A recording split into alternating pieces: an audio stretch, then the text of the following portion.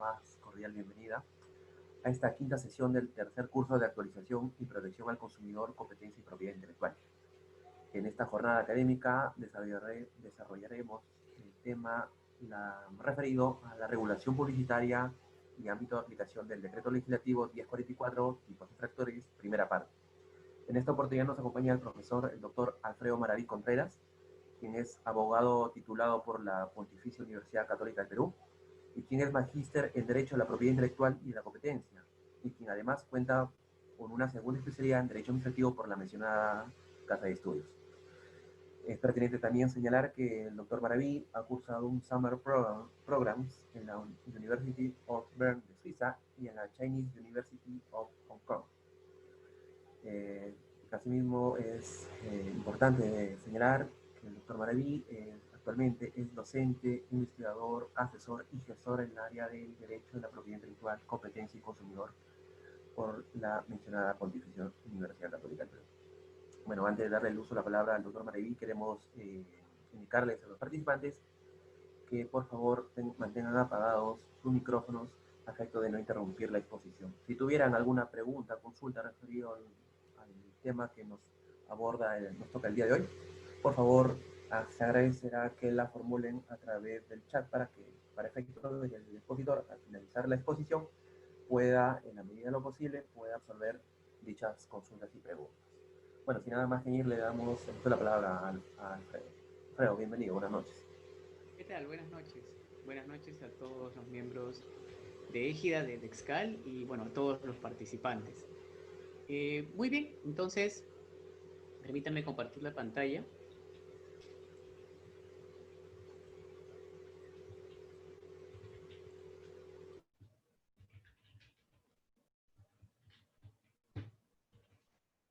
Muy bien.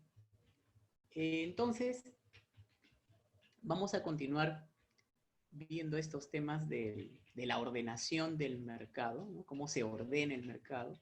Y en esta oportunidad vamos a ver lo que es la regulación publicitaria, el ámbito de aplicación del Decreto Legislativo 1044, que es la Ley de Represión de la Competencia Desleal, las características más resaltantes generales que tiene justamente la aplicación de este decreto legislativo y los tipos infractores, una parte. La siguiente parte la vemos en la siguiente sesión programada. Entonces, esos son los temas a desarrollar. Sin más que añadir, entonces, comencemos. Entonces, lo primero es, ¿dónde está la regulación de la publicidad en el Perú? ¿No? Esta es una pregunta importante porque nosotros tenemos una situación jurídica un poco diferente o particular o singular, que es que tenemos una ley de competencia desleal que abarca los temas publicitarios y de manera separada tenemos una norma, un código de protección al consumidor. E incluso tenemos dos áreas en el INDECOPI, la dirección, perdón, las comisiones de protección al consumidor, así como la comisión de fiscalización de competencia desleal. Tenemos dos órganos separados que ven la aplicación de estas normas. ¿Por qué digo que es una situación singular? Porque por lo general, ya sea que uno vea Estados Unidos o Europa en general, va a encontrar que las normas de publicidad y de protección al consumidor están en el mismo cuerpo normativo, se entremezclan, ¿ya? Se entremezclan, ¿no? Las disposiciones. No pasa con nosotros, ¿no? Es una característica, no es algo ni particularmente bueno ni particularmente malo, ¿no? Pero es algo que es diferente a lo que ocurre en el resto de los países, ¿no? En todo caso, lo bueno es que nos permite profundizar un poco más en estos temas siempre, ¿no? Especializarse un poquito más. Muy bien, entonces, Decreto Legislativo 1044, Ley de Represión de la Competencia Desleal. ¿Cuál es su ámbito de aplicación? Muy bien, veamos la finalidad de la norma. La finalidad de este decreto legislativo es reprimir las conductas desleales cuyo efecto real o potencial sea afectar o impedir el funcionamiento el adecuado funcionamiento del proceso competitivo, ¿no? Entonces, repito, es reprimir ¿qué? Conductas desleales, ¿no? Una definición muy general, obviamente, que tengan un efecto real o potencial. Acá viene una primera precisión importante. ¿Qué significa que una conducta tenga un efecto real o potencial?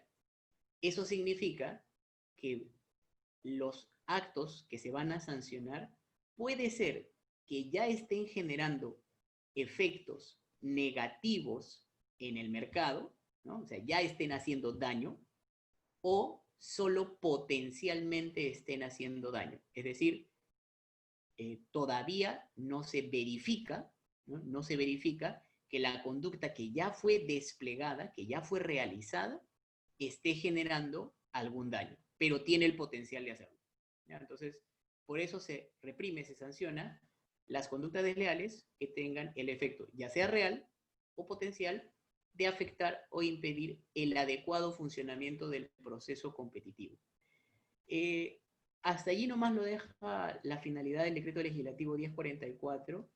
Es importante señalar que en el desarrollo, sobre todo de las resoluciones del INDECOPI, o también en alguna doctrina, normalmente se entiende que en el caso de la competencia desleal, o mejor dicho, de esta área, el adecuado funcionamiento del proceso competitivo se refiere a que los participantes del mercado compitan por eficiencia.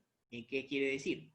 Que aquel que es premiado o aquel que logra tener más consumidores es el que es más eficiente en la venta, en la promoción, mejor dicho, de sus productos o servicios. Y por eso es que obtiene mayor cantidad de consumidores, ¿no?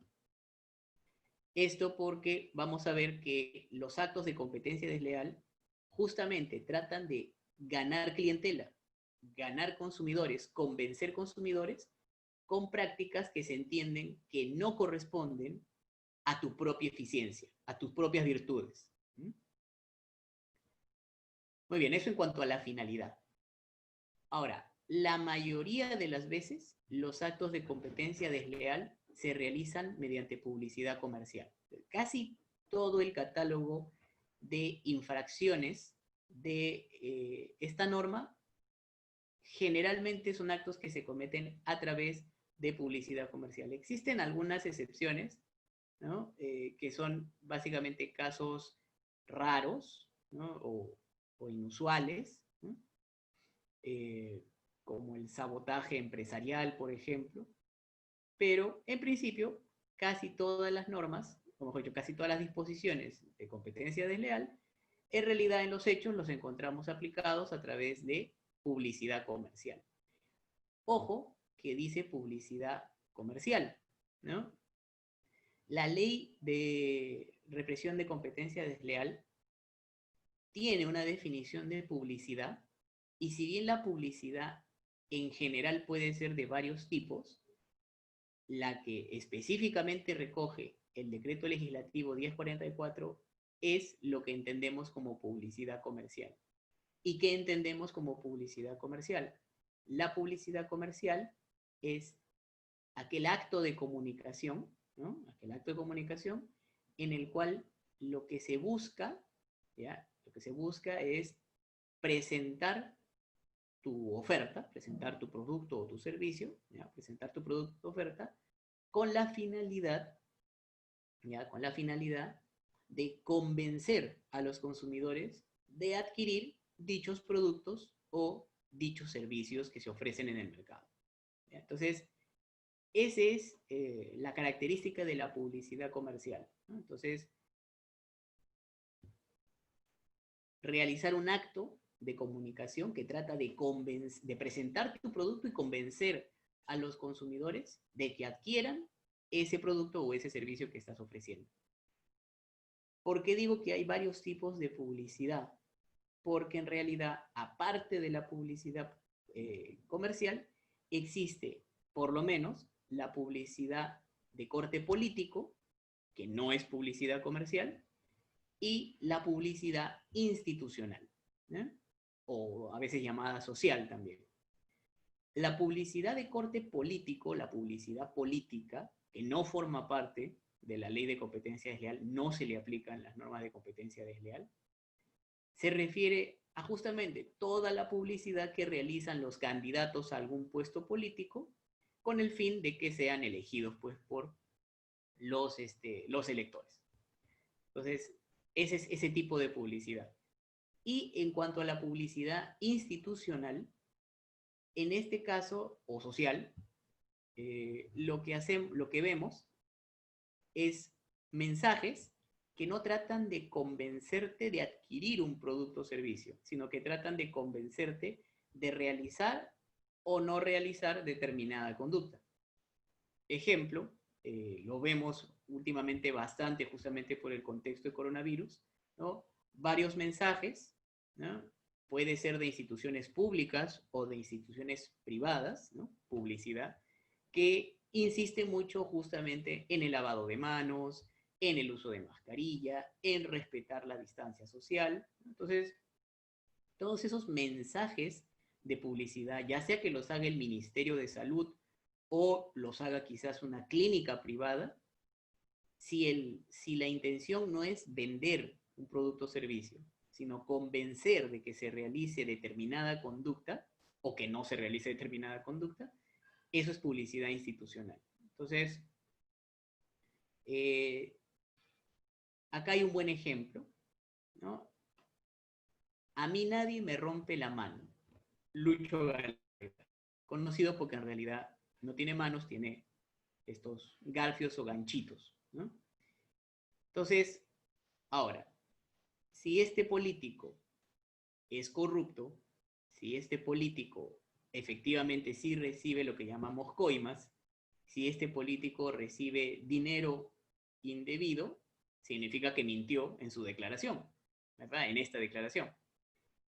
Pero eso no se sancionaría utilizando las normas de competencia desleal. La norma de competencia desleal solamente abarca lo que es la publicidad comercial, ¿no? Y luego, por ejemplo, ya por el lado de la publicidad institucional o social, tenemos esta campaña publicitaria donde las botellas de cerveza tenían en la parte superior de la chapa un vehículo. Y cuando lo destapabas, pues la imagen del vehículo se deformaba como si fuera un choque y a la vuelta decía, no tomes y manejes al mismo tiempo. Entonces, tampoco nuevamente no, en este caso estaba tratando de vender más cerveza, sino de mandar un mensaje institucional o un mensaje social para convencer a la gente de no realizar una conducta determinada. Ahora, no siempre es tan fácil saber si la publicidad es o no es comercial. Normalmente sí, ¿no? Vemos esta publicidad política que es fácil de discernir, pero a veces es medio difícil diferenciarlo de la publicidad institucional, ¿no? Porque, por ejemplo, a veces hay ciertas campañas que se quieren asemejar a una publicidad política, ¿no? Este personaje de la televisión, Jaime Bailey, ¿no? En algún momento sacó, en una época justamente que era de contexto político, su frase, ¿no? No nos ganan, y la marca de aparentemente su partido, justamente para generar expectativa y que se pensara que estaba postulando pues algún cargo político, ¿no?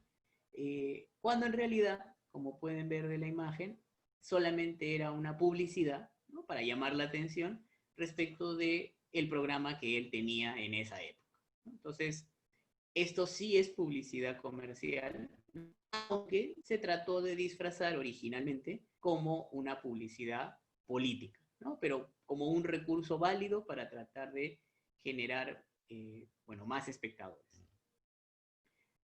Ahora, en cuanto a la publicidad institucional, ¿no? Es importante señalar lo siguiente. Cuando lo hace una entidad estatal, cuando el Ministerio de Salud sale y saca estos mensajes de lávate las manos, usa mascarilla, mantén la distancia social, pues no hay mucho que discutir. Es más o menos sencillo saber que es una publicidad institucional y no una publicidad comercial. Pero cuando lo realiza una entidad privada, no siempre es tan sencillo, ¿no? Y es hasta medio arriesgado hacer este tipo de publicidad. ¿Por qué? Porque, de todas maneras, la entidad privada va a poner el nombre o la marca que le identifica, ¿no? Es decir, Clínica Estela Maris te recuerda que te laves las manos, mantengas la distancia, etcétera, etcétera, ¿no? Y a veces, si el espacio que ocupa el nombre o la marca de la empresa que está dando este mensaje es muy destacado, es muy grande, entonces han pasado casos donde el Indecopi ha dicho, eso no es publicidad institucional.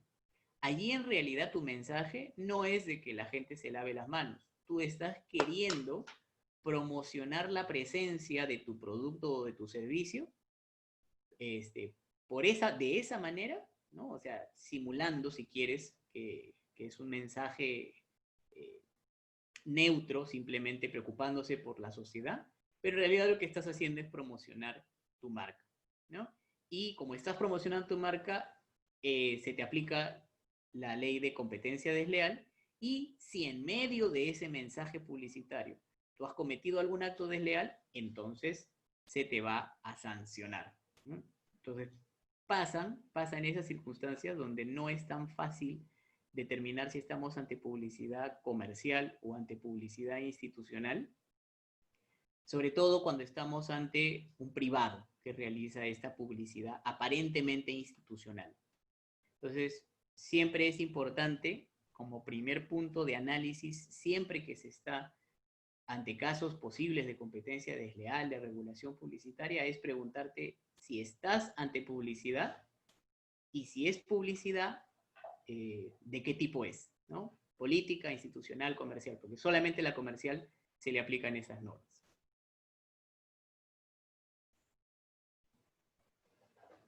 Ahora, ¿cuál es el ámbito de aplicación? Hay 3 ámbitos de aplicación del Decreto Legislativo 1044. El ámbito de aplicación objetivo, ¿cuál es el objeto sobre el cual se aplica la ley? Bueno, son los actos cuyo efecto o finalidad, de modo directo o indirecto, sea concurrir en el mercado. Muy bien, entonces va a ocupar la norma, o va a ocuparse la norma, de actos que tengan el efecto o finalidad, ya, de modo directo o indirecto, de concurrir en el mercado, de participar en el mercado, ¿sí? Cuando yo realizo actos comerciales justamente para participar en el mercado, poniendo a disposición mis productos y servicios, y eso normalmente lo hago a través de publicidad, pues serán esos actos objeto de aplicación de la ley. El ámbito subjetivo va a aplicarse a las personas naturales o jurídicas, pero además a las sociedades irregulares, es decir, aquellas que no han completado su proceso de inscripción ante registros públicos, ¿no? Y que todavía no adquieren personalidad jurídica. Entonces, ya sabemos, personas naturales, personas jurídicas, sociedades irregulares, ¿no? Que son la etapa previa a que se forme la persona jurídica, patrimonios autónomos. No necesariamente tiene que ser una persona jurídica, puede ser un patrimonio autónomo. Patrimonios autónomos se generan a través de relaciones comerciales, o a través de, por ejemplo, patrimonio autónomo es un fideicomiso. Incluso la sociedad conyugal, ¿no? Puede llegar a constituirse como un patrimonio, puede llegar a considerarse como un patrimonio autónomo. Entonces, pueden ser personas naturales o jurídicas, o, como podemos ver, ni siquiera tienen que ser personas.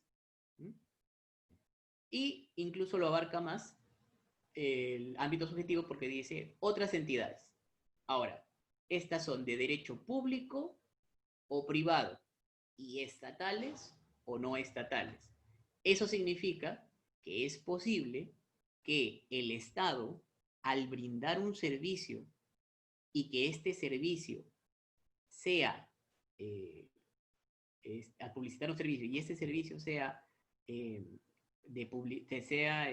a través de publicidad comercial, así sea el Estado, se le puede aplicar la norma y se le puede sancionar. ¿Ya? Entonces, y su régimen, ya sea que sea una entidad pública de derecho público o una entidad pública de derecho privado, o la combinación que deseen, eso no afecta la posibilidad de que sea un sujeto al que se le aplique esta norma si es que ha cometido algún acto desleal. Tampoco interesa si tiene o no tiene lucro. Eso significa que van a ser igualmente consideradas las asociaciones como las sociedades. Lo importante es que oferten o demanden bienes o servicios, ¿ya? Que oferten o demanden bienes o servicios, o que sus asociados, o sea, sus miembros, sus afiliados, sus agremiados, realicen actividad económica en el mercado.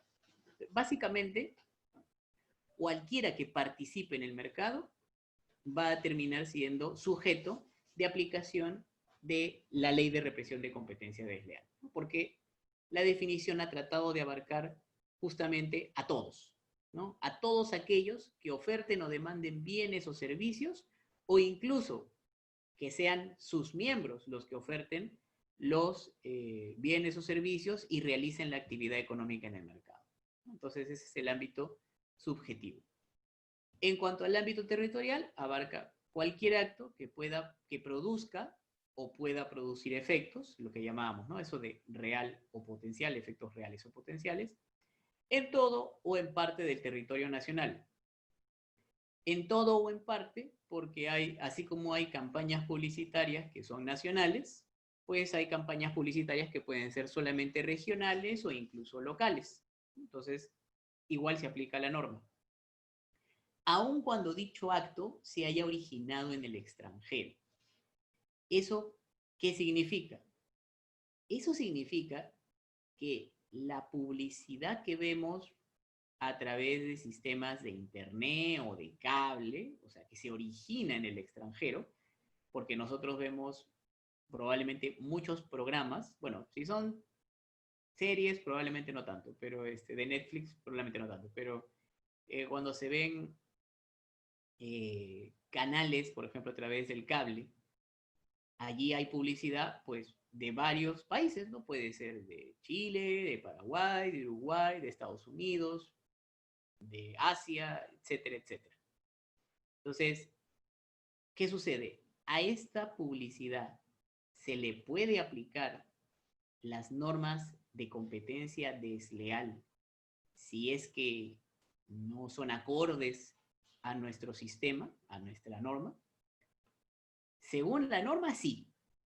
Y en teoría no habría ningún problema para considerarlo así, porque finalmente la norma, la publicidad puede haber sido creada en el exterior, pero tener sus efectos en Perú, ¿no? Generar los efectos negativos que correspondan en Perú. Así que hasta allí no habría problema. Pero emplazar, imputarle a una entidad que probablemente no radica en el Perú, responsabilidad por publicidad que entonces no encaja con lo que nuestras disposiciones dicen, va a ser muy complicado. En los hechos va a ser muy difícil que si uno ve una publicidad del extranjero, pero que afecta el territorio peruano, se vaya a terminar optando por la infracción. Difícil, porque es muy complicado de llevar a cabo. Ahora,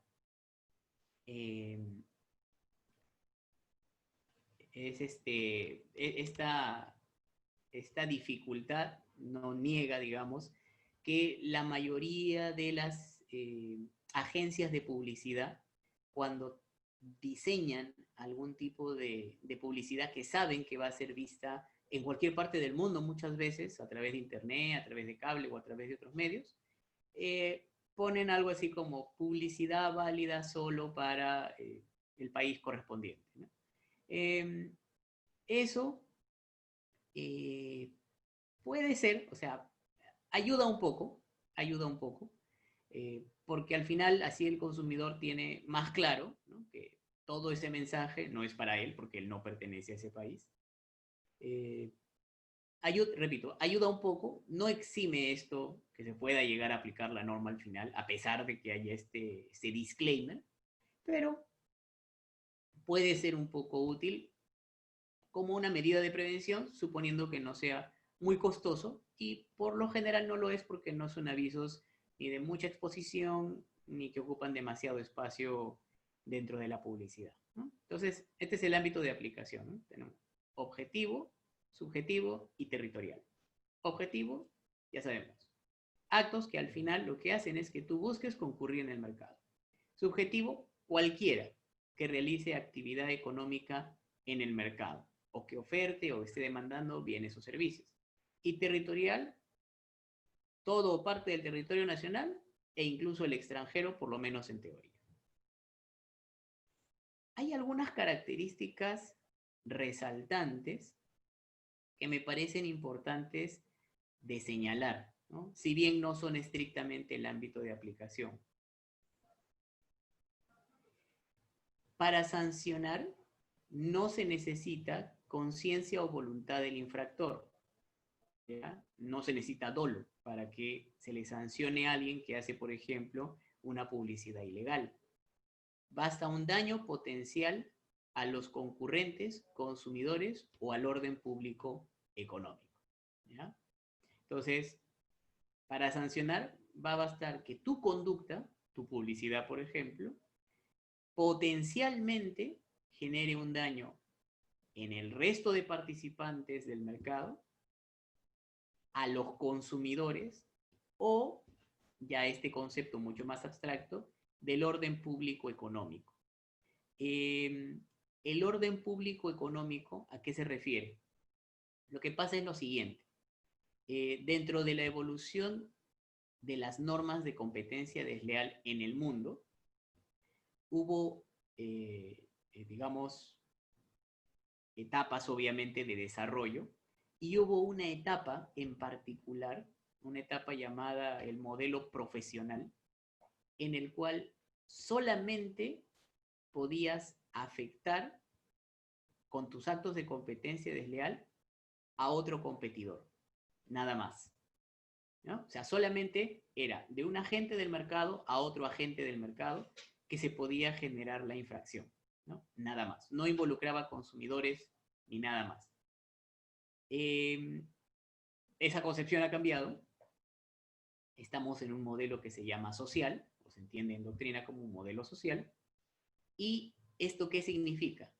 Que se van a tomar en cuenta tres intereses que normalmente no coinciden o se contraponen, y son los intereses de los agentes del mercado, competidores, por ejemplo, ¿no?, los empresarios, intereses de los consumidores, y cuando se habla del orden público económico, se refiere normalmente al interés del Estado de que el mercado funcione de la mejor manera posible, y que por eso el Estado ha establecido reglas que son inamovibles,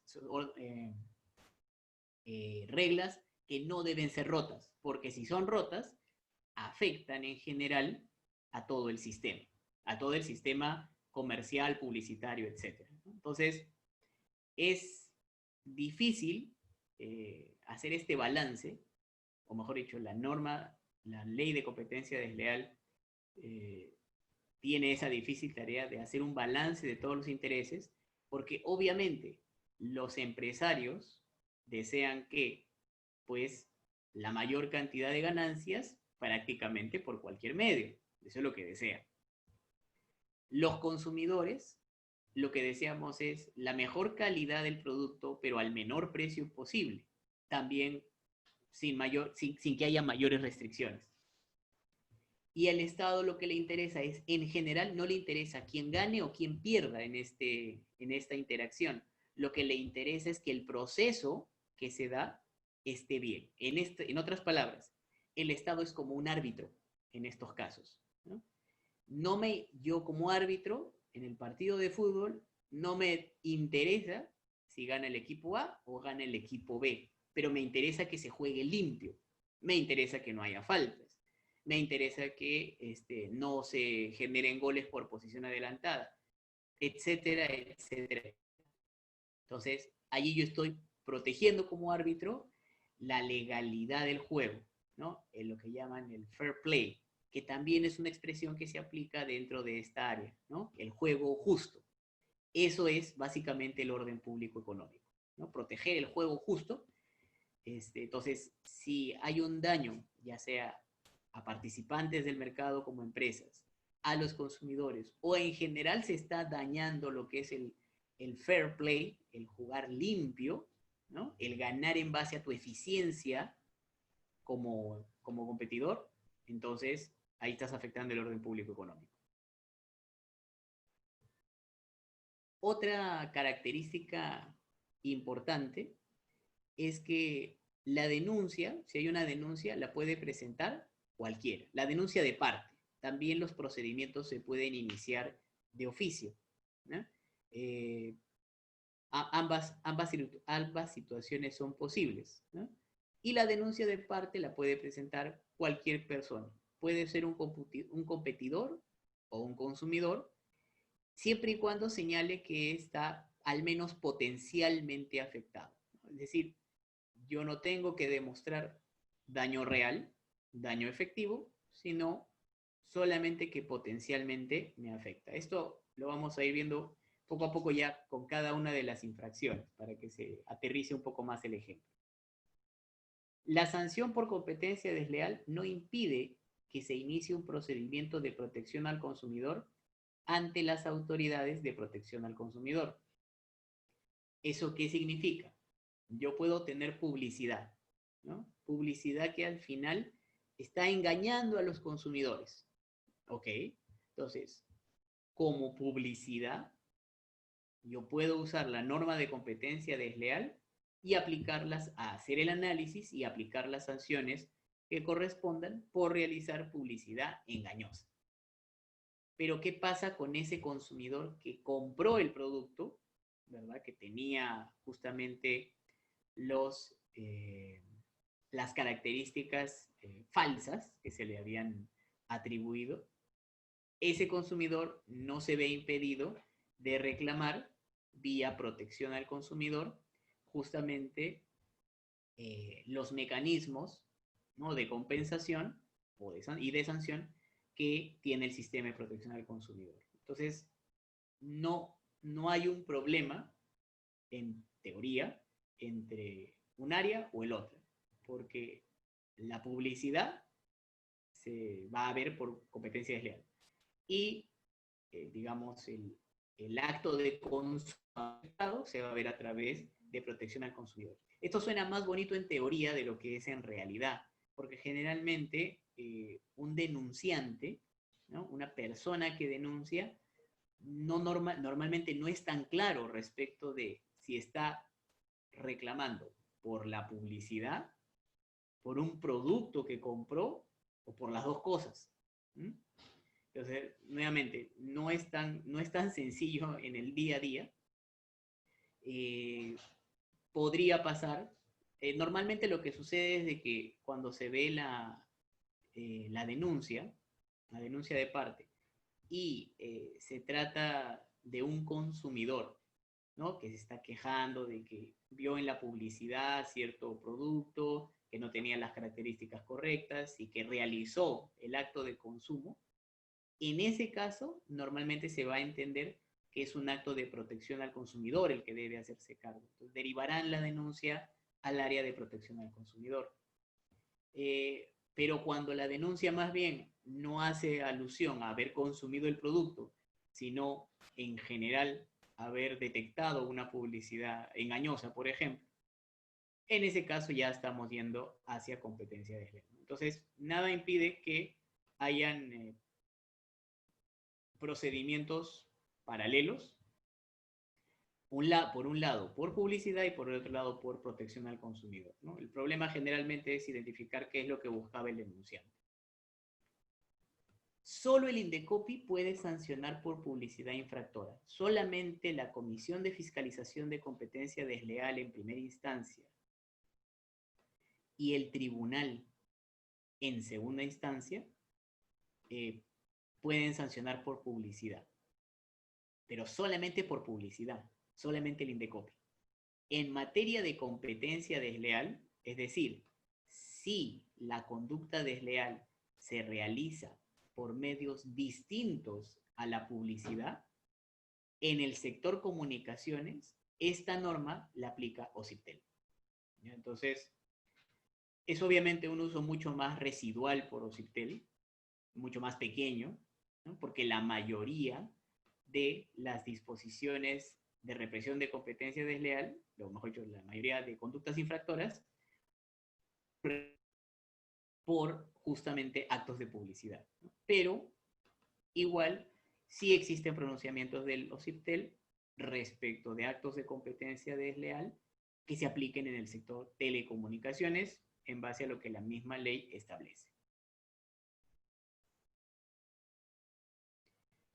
Otra característica, pues, importante es que se considera que el consumidor realiza un análisis integral y superficial.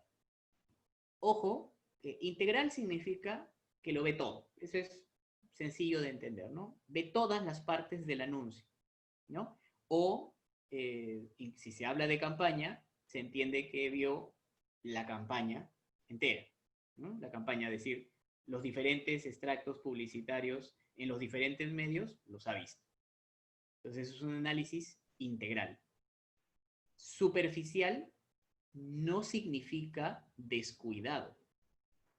Significa solamente que no es exhaustivo. ¿Eso qué significa?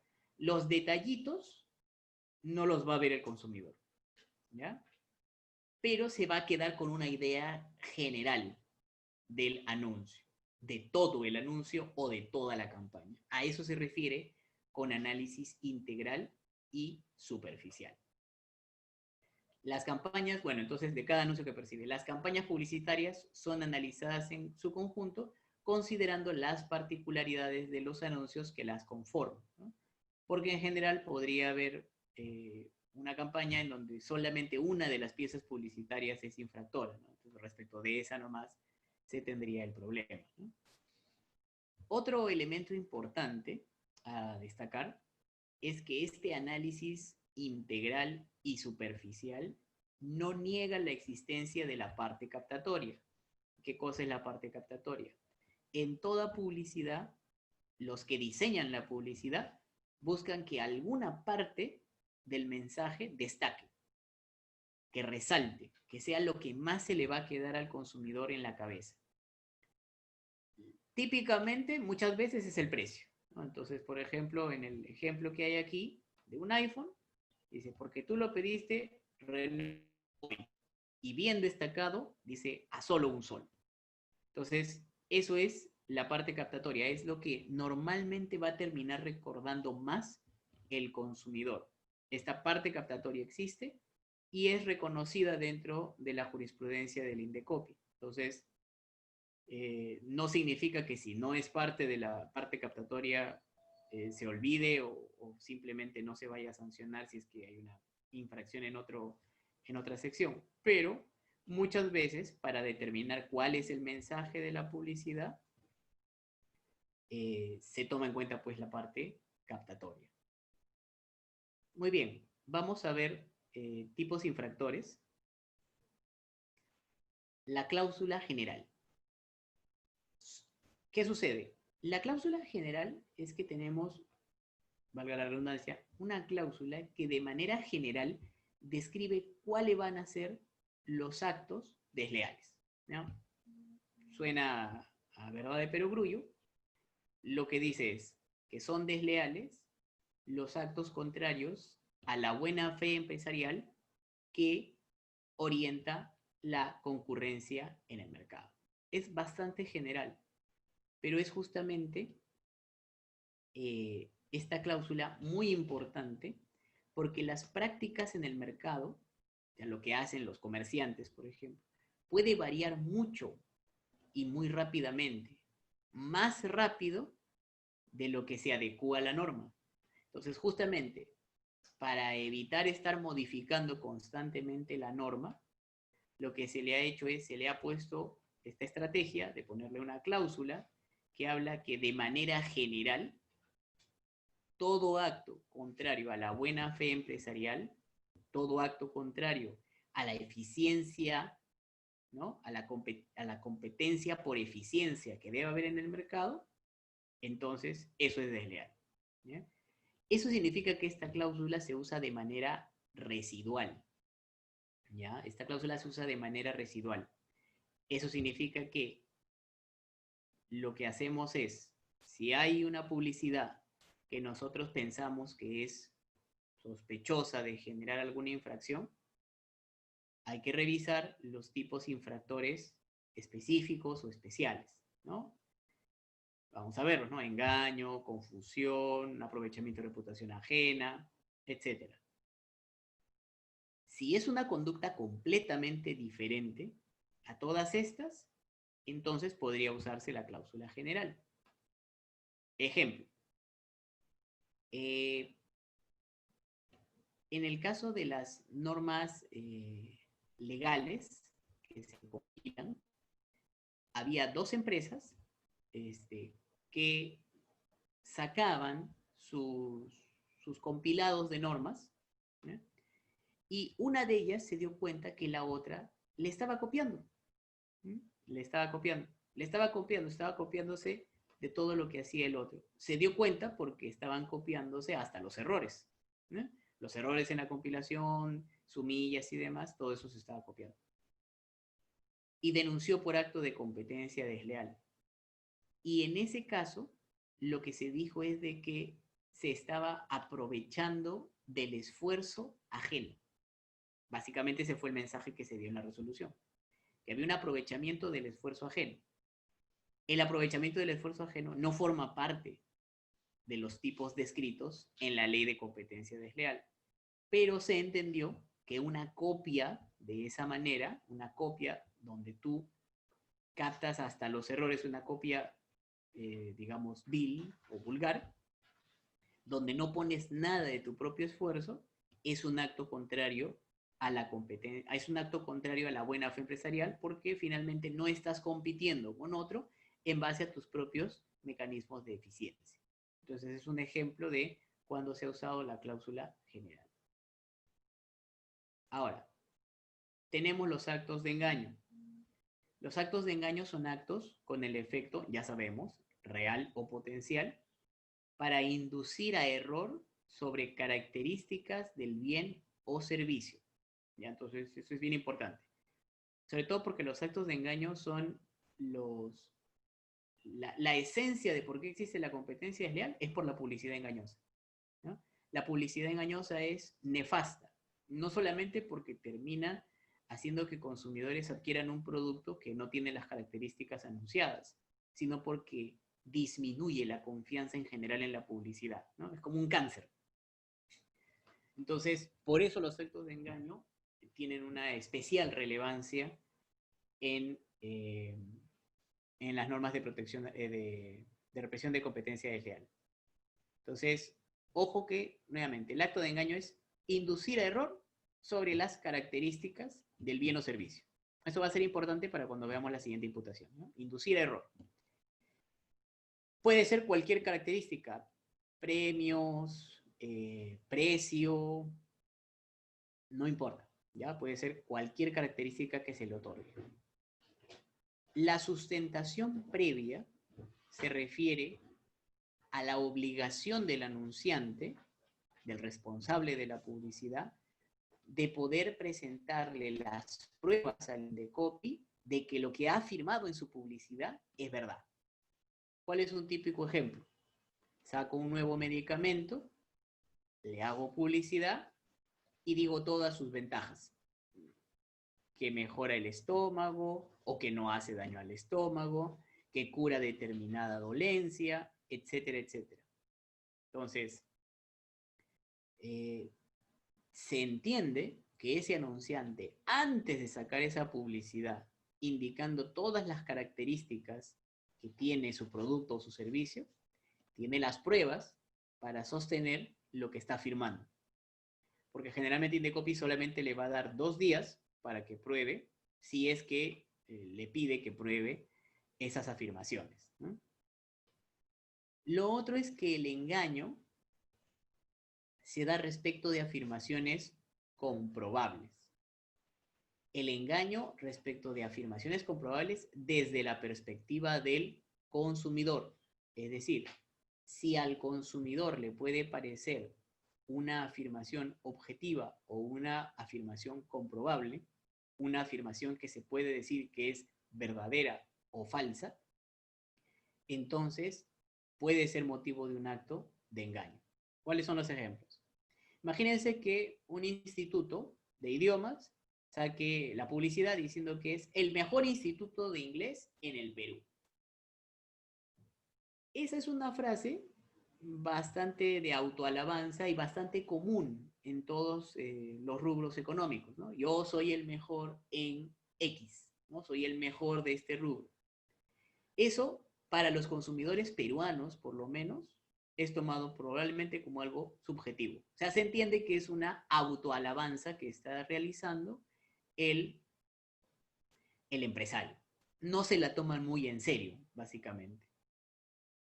Pero, a diferencia de eso, por ejemplo, si vemos la publicidad que normalmente hace Open English, vemos que dice, ¿no?, que son clases en vivo, ¿no?, que esa es básicamente una característica importante, que su equipo está formado por profesores norteamericanos, eso también es una afirmación que se puede comprobar, ¿tiene o no tiene a profesores norteamericanos? ¿Son o no son las clases en vivo?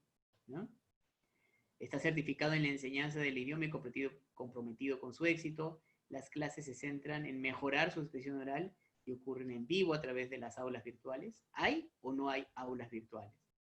Cada hora comienza una clase nueva. ¿Es verdad que cada hora comienza una clase nueva? ¿No? No tiene que reservar su puesto. Tiene acceso ilimitado a las clases en vivo durante los 12 meses del curso. Entonces, en verdad es ilimitado el acceso. Esas son las afirmaciones que para cualquier consumidor, al menos peruano, se entienden como comprobables y yo esperaría recibir todas y cada una de ellas, ¿no? Que tenga profesores norteamericanos, clases en vivo, accesos ilimitados, aulas virtuales, que comience cada hora, etcétera, etcétera, etcétera. Si eso no sucede, entonces estoy ante un acto de engaño, porque afirmaciones comprobables, afirmaciones objetivas, desde la perspectiva del consumidor, no se condicen con la realidad, ¿no? Es importante señalar que es desde la perspectiva del consumidor, porque esa es la perspectiva que interesa. No me interesa qué mensaje quiso dar el empresario, el anunciante. Me interesa qué cosa es lo que ha entendido o pudo haber entendido el consumidor, con qué mensaje se quedó. Ejemplo, hace muchos años, ¿no?, un banco en el Perú, para estimular el ahorro, lo que empezó a hacer es a ofrecer premios por abrir cuentas en el banco, a partir de determinado monto. Y ese premio era automático, no tenías que concursar. Básicamente, abrías tu cuenta y dependiendo del monto que hubieses puesto en tu cuenta, te llevabas un premio, pero todo estaba premiado. Entonces, muchos consumidores fueron al banco en base a esta publicidad y decidieron, le hicieron la apertura de la cuenta y pidieron su regalo, su premio. Y lo que el banco les dijo fue, señor, no tengo aquí el premio, ¿no?, pero está en una tienda a la que usted puede acceder, ¿no?, con este código, con este ticket. Entonces, los consumidores fueron a la de susodicha tienda, Y la tienda les dice, sí, sí les vamos a dar el premio, pero no tenemos necesariamente todo el stock para dar todos los premios, sobre todo los premios grandes. Así que les vamos a avisar para que puedan venir a recogerlo ahora que tenemos su ticket de atención, sus datos, tomamos sus datos personales y les vamos a llamar para que puedan venir. Y hubo una serie de denuncias de que la publicidad había sido engañosa. Y lo que el empresario argumentaba era, pero yo nunca dije que te iba a dar el premio en ese instante. Mi publicidad lo que decía es que te ibas a ganar un premio, todos se lo han ganado, y no se los entrego inmediatamente porque, y no se los entrego en el banco, porque en el banco no es que yo tenga pues licuadoras, refrigeradoras, autos y demás ahí almacenados, ¿no? Para eso justamente me contacté con otra tienda. Y la respuesta apropiada justamente en Ncopy fue, lo que me interesa es lo que sea una afirmación desde el punto de vista del consumidor. Los consumidores entendieron de que sí iban a recibir su premio de manera inmediata por tu publicidad. Entonces, no importa si tu mensaje, tu intención en el mensaje no era esa, importa si el consumidor lo entendió así, ¿no? Y en ese caso, por ejemplo, sancionar. ¿Qué pasa con las advertencias, con las restricciones al producto o servicio o con los requisitos de adquisición? O sea, cuando alguien pone algún requisito para poder acceder al producto o servicio, ¿no? Esto se vio en el caso de Telmex y de Metro, casos que preceden a la ley, pero que todavía son orientadores, ¿no? Y básicamente, ¿qué es lo que pasaba? En el anuncio, ¿no? Te decían que ibas a tener llamadas al extranjero, que eran muy caras cuando lo hacías por teléfono fijo, pero que las ibas a poder hacer a un precio muy módico, ¿no? De 20 céntimos el minuto. Y hacia el final de la pantalla, durante un segundo, salía un pantallazo negro que tenía todas las restricciones y las advertencias respecto de esta campaña. Y por ejemplo, entre otras cosas, decía que sí, eran 20 céntimos el minuto, ¿no? Que te iba a costar, pero a partir del tercer minuto. Y en los primeros minutos iba a costar, imagínense, 5 soles, ¿no? Entonces las cifras que recibían los consumidores no eran las que correspondían con la publicidad. Y por eso sale este precedente, bueno, se sanciona, sale este precedente y se determina que la regla es la siguiente. Tú puedes poner tus advertencias, tú como anunciante puedes poner tus advertencias, tus restricciones en el propio anuncio, ¿no? En el propio anuncio. Da un mensaje, ¿no? Por ejemplo, no digas te cuesta 20 céntimos el minuto, te va a costar 20 céntimos a partir del tercer minuto, ¿no? O típicamente hacia el fondo, hacia abajo de las pantallas, aparece entonces la advertencia, ¿no? Tanto stock, tales características, etcétera, tales restricciones, tales advertencias. Esa es una posibilidad que tiene el anunciante. ¿Cuál es la otra posibilidad? La posibilidad es que en el anuncio solamente se diga se aplica restricciones y que adicionalmente a eso te permita a ti como consumidor ir a un servicio, o mejor dicho, acceder a la información, a esta información sobre advertencias y restricciones, a través de un servicio gratuito y de fácil acceso. Típicos servicios que pueden ser de esta naturaleza son call centers, ¿no? Gratuitos, o información en la página web, ¿no? Y muy importante, la información que se da a través de las advertencias tiene que ser información complementaria, tiene que ser información no contradictoria con el mensaje principal del anuncio. Entonces, si yo te digo que cuesta 20 céntimos el minuto de llamada, no te puedo decir en las advertencias que en realidad esto es a partir del tercer minuto, porque eso no es complementario y además desvirtúa el mensaje o es contradictorio con el mensaje principal. Pero podría ser información complementaria, es por ejemplo, si era lo de los 20 céntimos el minuto, que te dijera que para poder contratar el servicio iba a ser necesario una copia de tu DNI, por ejemplo, ¿no? Información complementaria y no contradictoria con el mensaje. Dos casos importantes, sonados en su momento, fueron el caso Donofrio y el caso de París, por actos de engaño. Ambos fueron sancionados. En el caso de Donofrio, lo que pasó es de que Donofrio tenía un excedente grande de helados y decidió sacar por fiestas patrias sus helados en triciclos a todos a un sol. Eso es lo que decía la publicidad. Pero a la hora de la hora, la gente no obtuvo sus helados a un sol. Los vendedores lo vendieron más caro o no vendieron, ¿no? O sea, no salieron a vender ese día, esperaron otros días para vender, o solamente los helados que ya estaban a un sol fueron vendidos a un sol, ¿no? No había variedad, hubo muchos reclamos por parte de los consumidores, muchos se sintieron severamente estafados, y se le sancionó a Donofrio, justamente porque dijo, oye, tú aseguraste que los helados iban a estar a un sol. Eso fue lo que entendió el consumidor, ¿no? Problemas internos que tú hayas tenido con los carretilleros de helado, esa es otra cosa interna que no atañe al consumidor. Y en el caso de Ebel París, este es el folleto de Ebel París. Como pueden ver, dice Ebel París, el poder de tu belleza, tiene la Torre Eiffel, y normalmente los cosméticos de origen francés tienen muy buena reputación, ¿no? Son muy cotizados, valen más. Ahora, ¿cuál es el problema de esta publicidad?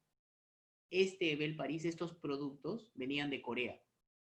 No tenían vínculo con París por ninguna parte. Solamente le habían puesto ese nombre y habían hecho todo el catálogo para hacer creer que venían de París o que tenían, porque normalmente no necesariamente se produce en París todo el maquillaje de allí, pero se produce por convenios con estándares en otros países, ¿no? Voy a poner un ejemplo cualquiera. Imagínense que sí hay fábricas de maquillaje en Brasil, pero que son dependientes de las empresas y las fábricas que hay en Francia, por ejemplo. Entonces, este caso era muy escandaloso, ¿no? Porque tenía todos los signos todos los signos externos, tratando de señalar de que era una empresa parisina, o mejor dicho, más que una empresa parisina, un producto francés, ¿no? De alta gama y de alta calidad, cuando en realidad no lo era.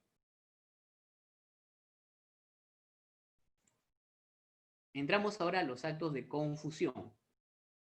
Muy importante aquí, muy, muy importante. No es lo mismo cometer un acto de engaño que cometer un acto de confusión. No es lo mismo en la ley peruana. ¿Por qué? Y los nombres son a veces sujeto de complicaciones.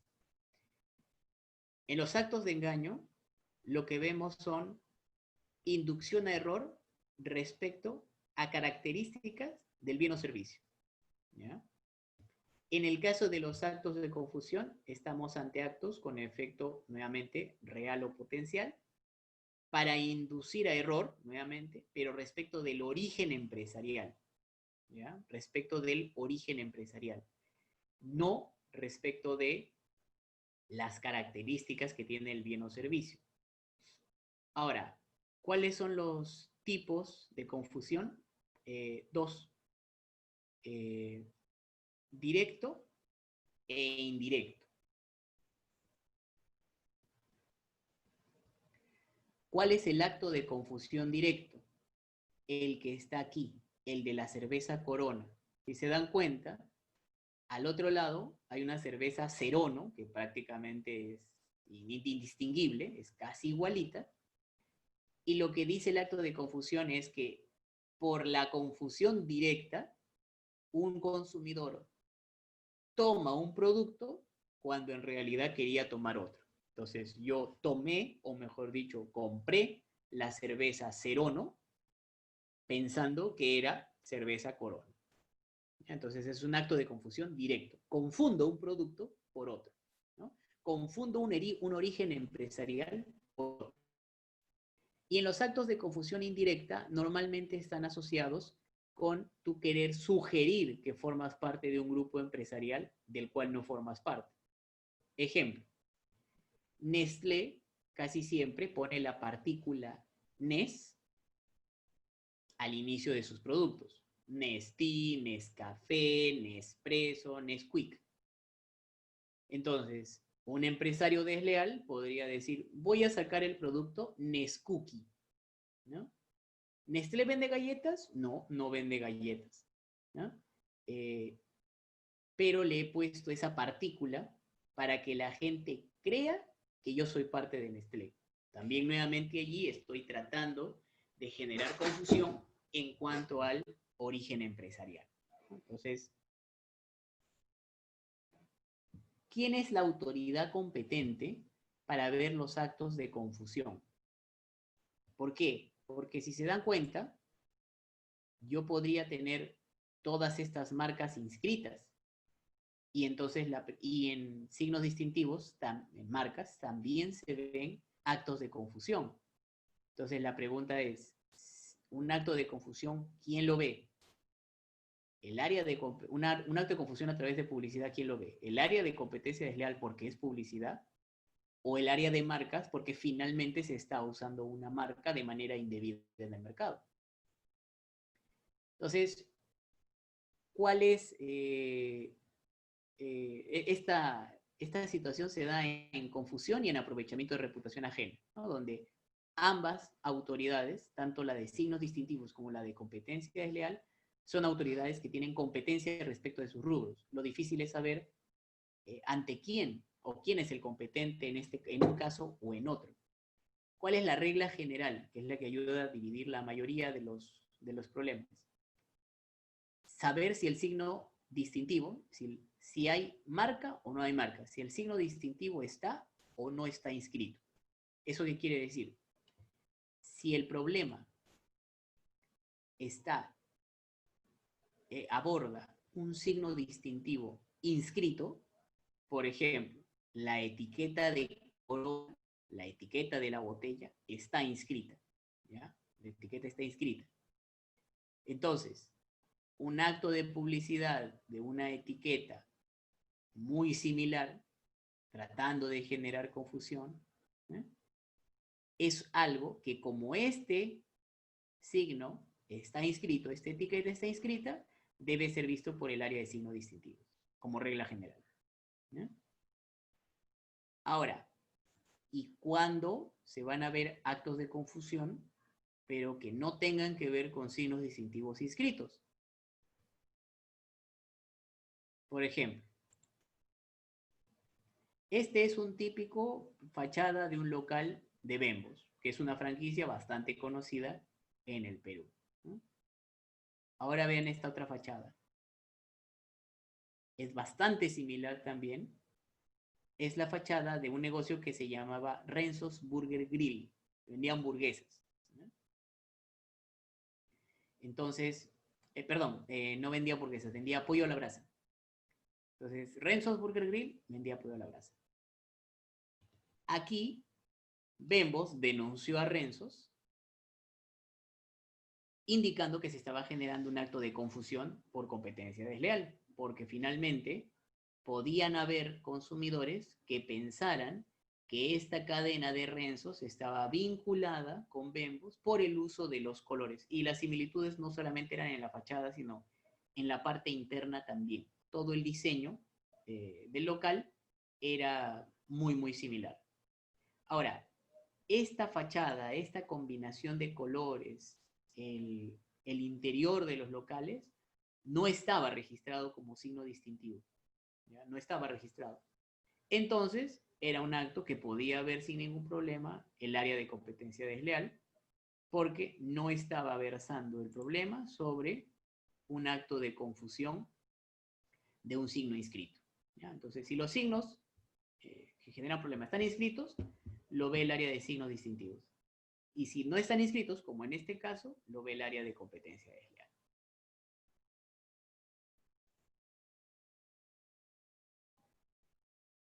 ¿Qué pasa con la explotación indebida de la reputación ajena? Lo primero que me dice la norma es que esto no es un acto de confusión, ¿ya? Estamos separando.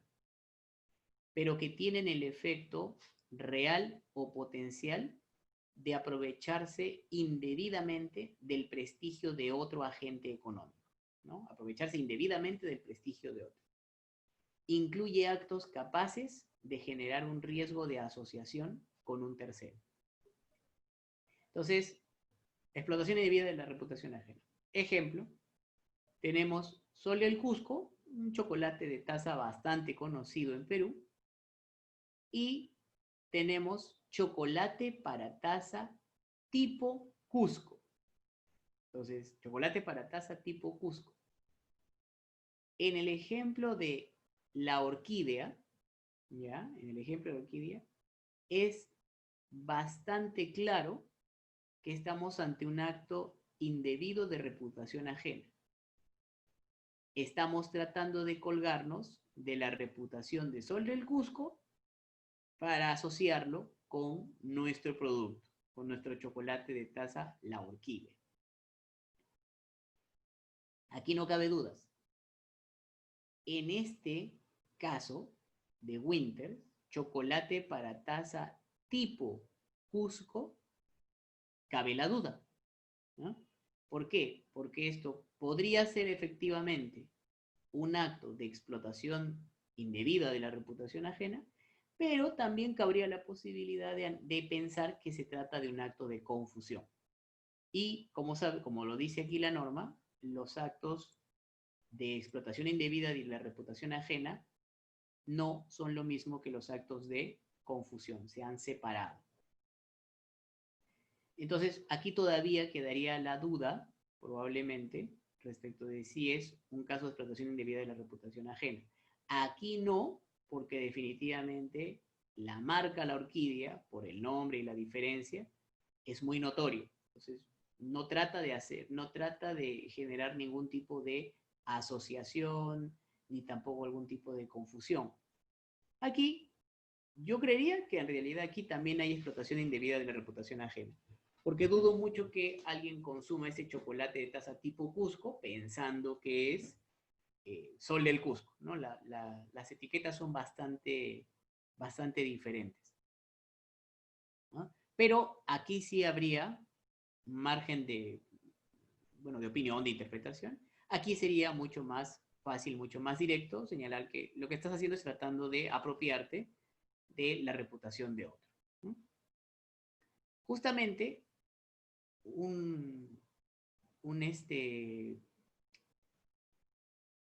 una característica en las explotaciones indebidas de la explotación ajena puede ser el generar riesgos de asociación con un tercero. Es decir, yo no trato de que alguien piense que yo soy el mismo producto, sino lo que yo trato es de decir que mi producto es tan bueno o mejor que el de otro, colgándome de la reputación que tiene ese otro. Ejemplo, ¿no? Tenemos KFC, que es bastante conocido por su receta secreta, entre otras cosas, ¿no? El sabor particular que le da al pollo. Y tenemos esta publicidad de Crunchy Chicken, ¿no? Con una abuelita que dice, yo le enseñé la receta a mi marido, ¿no? Nunca dice que es el coronel Sanders, el de KFC, su marido. Pero no sería difícil de imaginar que se refiere a ella, ya que KFC, por lo menos en Perú, es una de las cadenas de pollo frito, probablemente la más extendida o por lo menos más antigua, ¿no? De pollo frito. Entonces, es posible indicar que esto, ¿no? Esto de yo le enseñé la receta a mi marido, trata justamente de asociarse a la reputación ganada por la receta secreta de KFC. Y eso sería un acto indebido de aprovechamiento de reputación ajena, ¿no?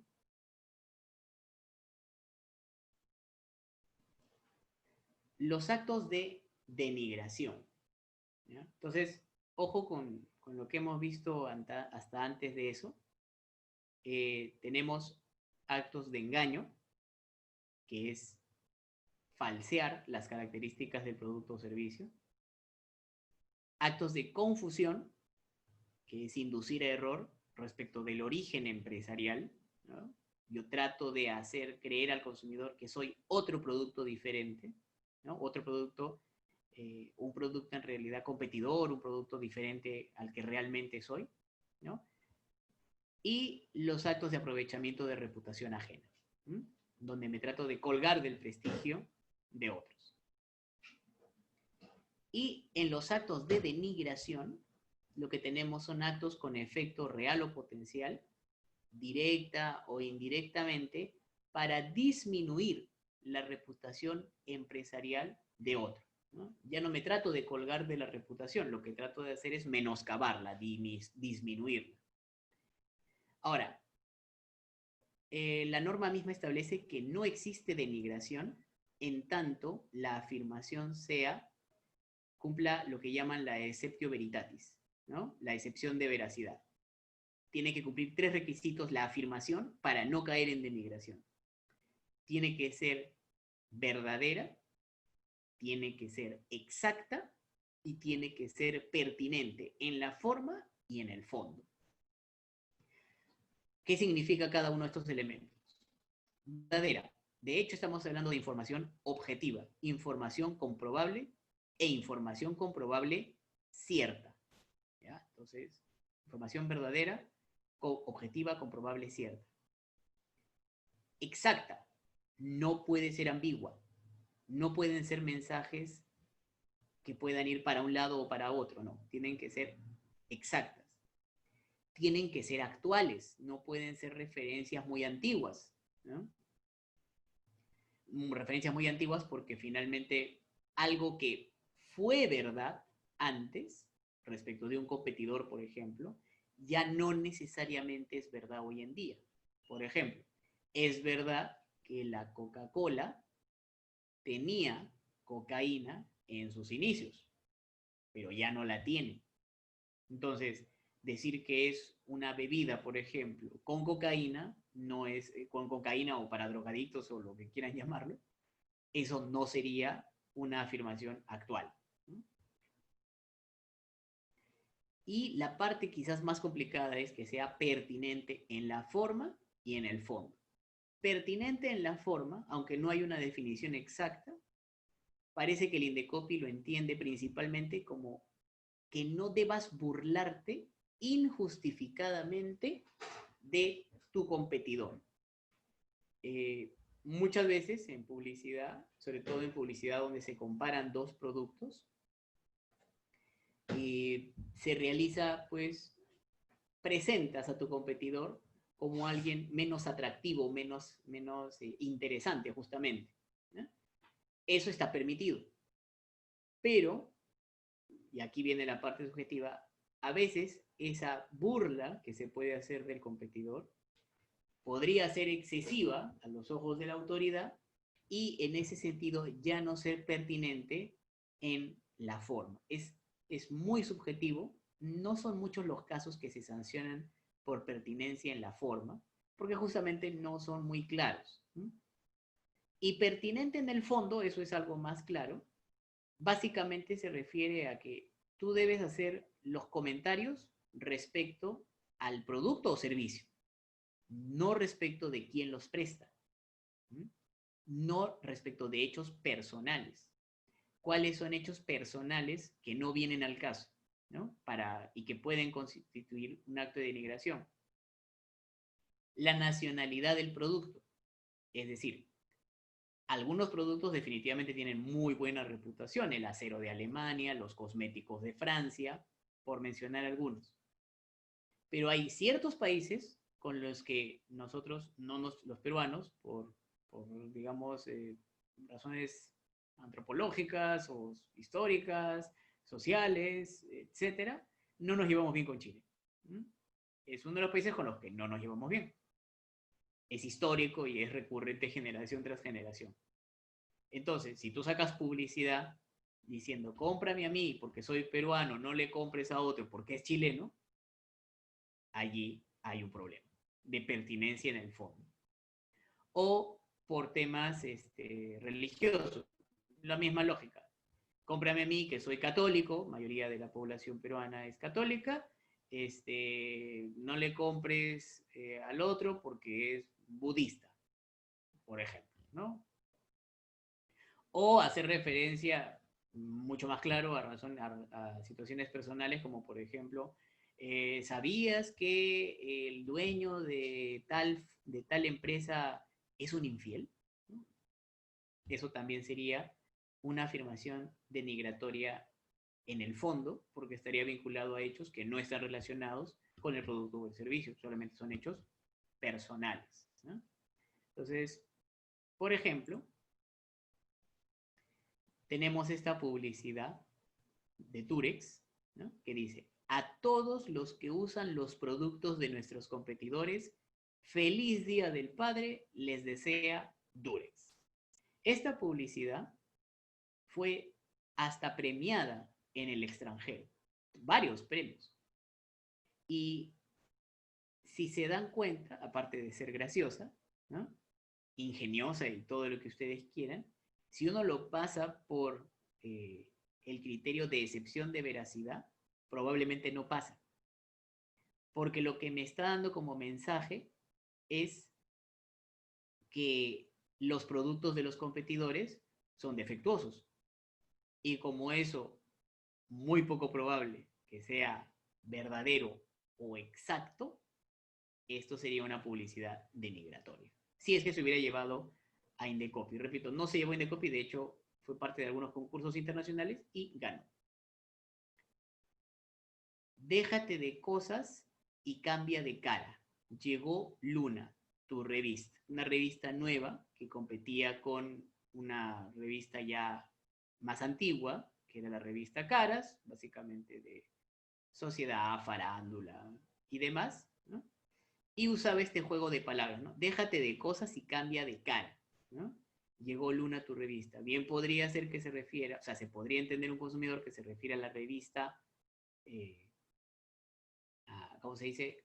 A la revista Cosas, y que en ese sentido básicamente estuviera burlándose quizás injustificadamente de un competidor, ¿no? Discutible, pero podría suceder. Muy bien, estimados. Justamente esta es la mitad hasta donde yo quería llegar de los tipos infractores. En la próxima sesión vemos la otra mitad. Y bueno, quedo atento a alguna pregunta que puedan tener.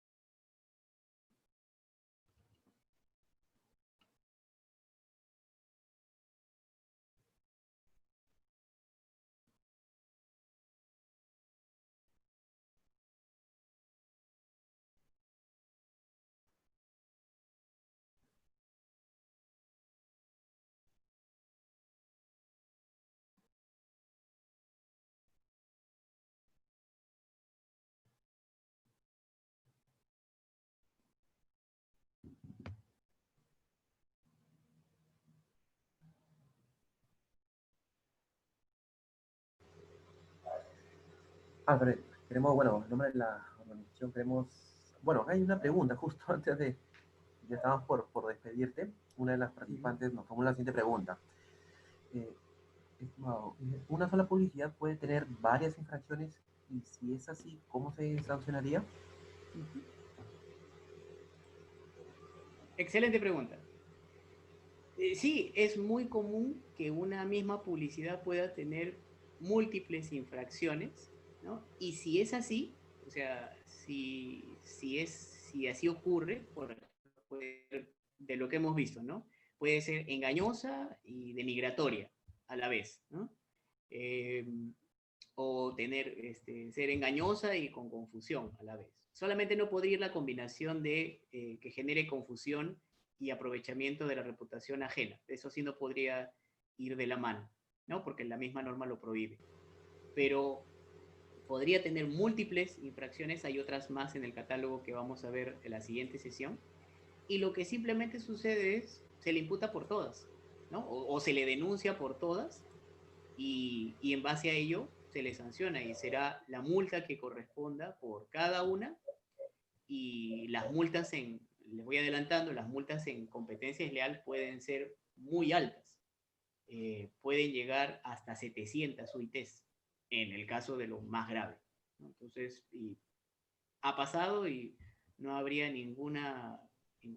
digamos, no es raro, bueno, mejor dicho, sí es un poco raro que llegue hasta ese extremo de 700 UITs, pero ha pasado, ha pasado. Y ya sea por una infracción o pueden ser por múltiples infracciones.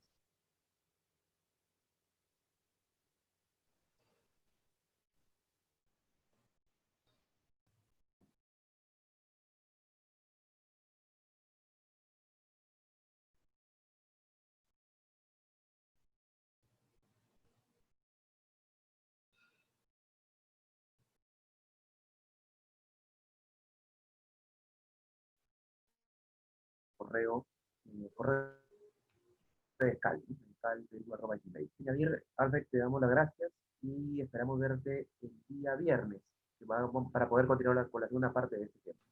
Bueno, eso sería todo, Alfred. Excelente. Buenas noches con todos. Listo, estimados.